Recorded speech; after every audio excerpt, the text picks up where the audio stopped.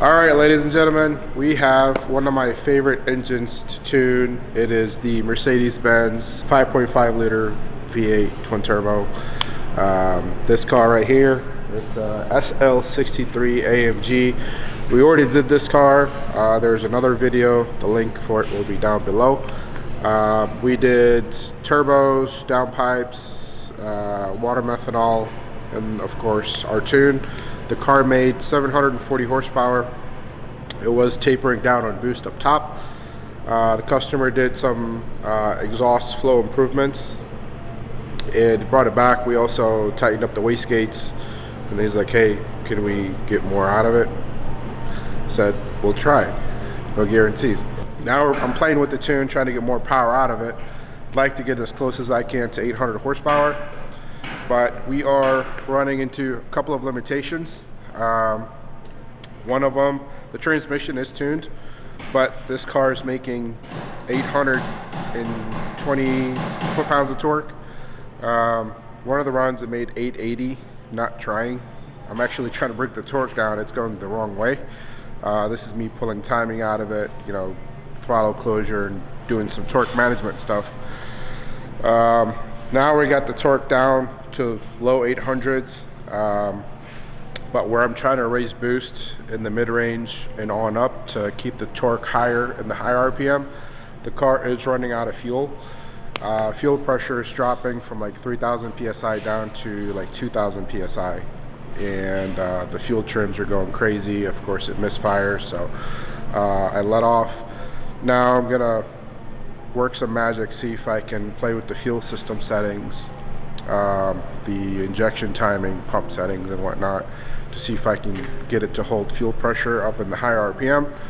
Hopefully get closer to that 800 horsepower mark. I don't know if this one's possible, honestly. Usually I can tell when I start tuning a car. After a first couple of pulls, I'll know what a car roughly is going to make. This one, if we get close to 800, it'll be a miracle.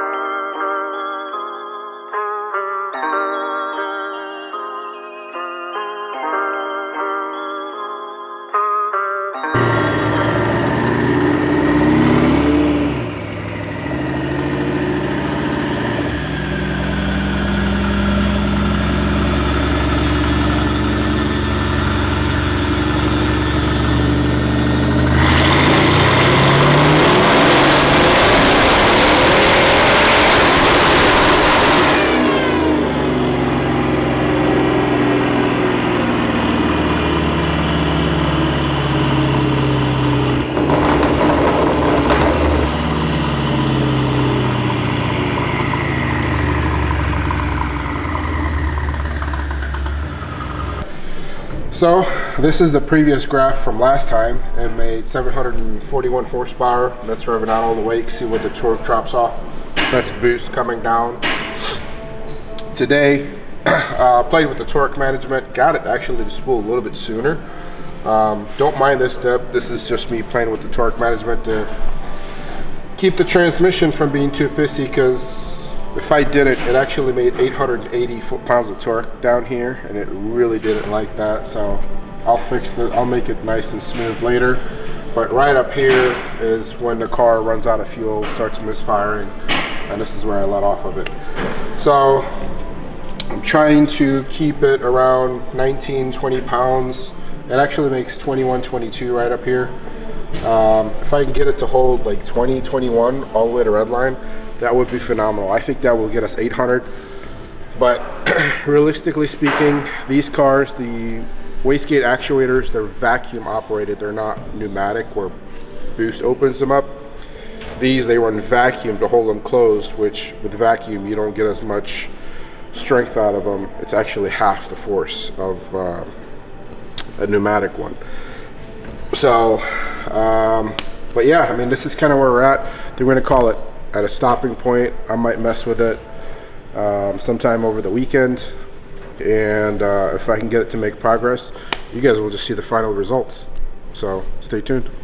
One eternity later. Do what? I gotta wait for their 2 sensors to come online. These cars take forever. All right. Once they come online, then we can do a run.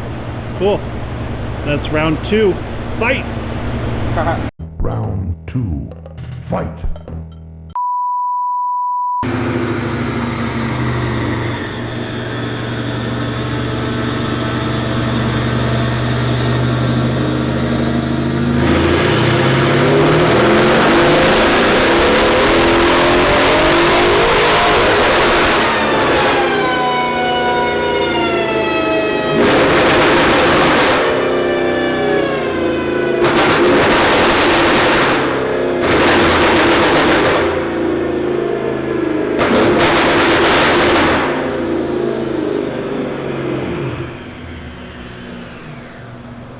Because these cars have a really good ducting system to bring the air around the engine, and sitting here on a dyno with no air moving compared, no, like on the dyno we're doing, I don't know, 150, 160 miles an hour.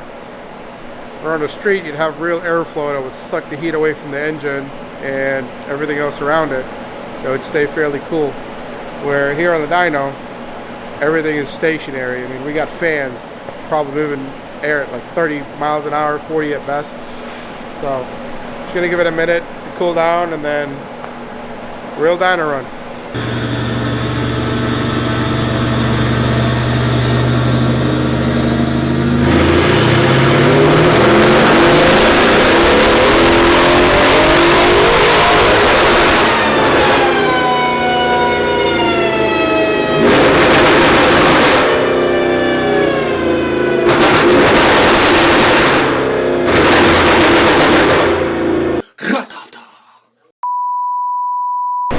Alright, so we made 757 that time. So what was it? 757. Nice. 830 foot-pounds of torque. I'm happy with the torque. It actually holds it more flat, more consistent. I do think it is heat soaked because coolant temperature on that run was 220, which is not hot. These cars operate in the 210 to 215 region, so we're only 5 degrees above that. I'm gonna let it cool down a little bit, bring the IATs down. They're 120. On a day like this, it's like 45 degrees outside, so we should be able to get some better numbers. I like this tune that I just put in. It held throttle all the way through. It didn't close throttle, and it felt healthy throughout the whole pull. So just gonna let it cool down for about 10 minutes, rerun it, see where we end up.